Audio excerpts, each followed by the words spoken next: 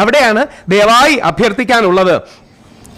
തന്ത്രിയെ, അയ്യപ്പന്റെ പിതൃസ്ഥാനീയനായ തന്ത്രിയെ കള്ളക്കേസിൽ കുടുക്കി, അപ്പം മന്ത്രിയെ കൂടി കുടുക്കാം എന്ന പ്രതികാര ബുദ്ധി ഒരു അയ്യപ്പ വിശ്വാസിക്കുമില്ല.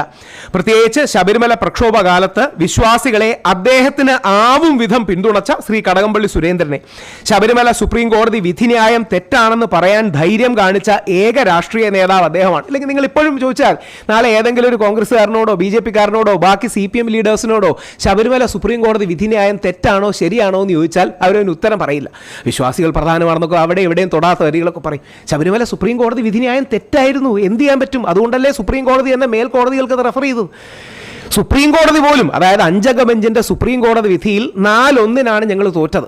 4 പുരുഷന്മാരും ശബരിമല യുവതികൾ കയറാന്ന് പറഞ്ഞു. ഉള്ള ഒരേ ഒരു സ്ത്രീയായ ഇന്ദു മൽഹോത്രയാണ് അങ്ങനെയല്ല, അത് തെറ്റാണ്, ഇവരുടെ വിശ്വാസം സംരക്ഷിക്കപ്പെടണമെന്ന് പറഞ്ഞത്. അത് സുപ്രീം കോടതി തന്നെ എടുത്ത് മേൽ ബെഞ്ചിന് കൊടുത്തു. പക്ഷേ ഇപ്പോഴും തെറ്റാന്ന് പറയാൻ ധൈര്യം കാണിക്കാത്തതിൻ്റെ കാരണം സുപ്രീം കോടതി വിധി തെറ്റാണെന്ന് വല്ലതും പറഞ്ഞാൽ കോടതി ഇലക്ഷൻ വരും, താഴെ കീഴ്ക്കോടതികളെ ഇത് വിഷമിപ്പിക്കേണ്ട, അല്ലെങ്കിൽ അവരുടെ ദേഷ്യം പിടിച്ച് വെട്ടേണ്ടതാണ്. പക്ഷേ ശ്രീ കടകംപള്ളി അയ്യപ്പ സംഗമത്തിന് വന്നത് പറഞ്ഞത് ഒരു അയ്യപ്പ വിശ്വാസി എന്ന നിലയിൽ നമ്മൾ എണീച്ചെന്ന് കൈയിടിക്കുന്നതാണ്. ഞാൻ CPM കാരനല്ല, പക്ഷേ അദ്ദേഹം ചെയ്തൊരു നന്മയാണ്, ബാക്കി ആരും ചെയ്യാത്തൊരു നന്മയാണ്. അതിനി 2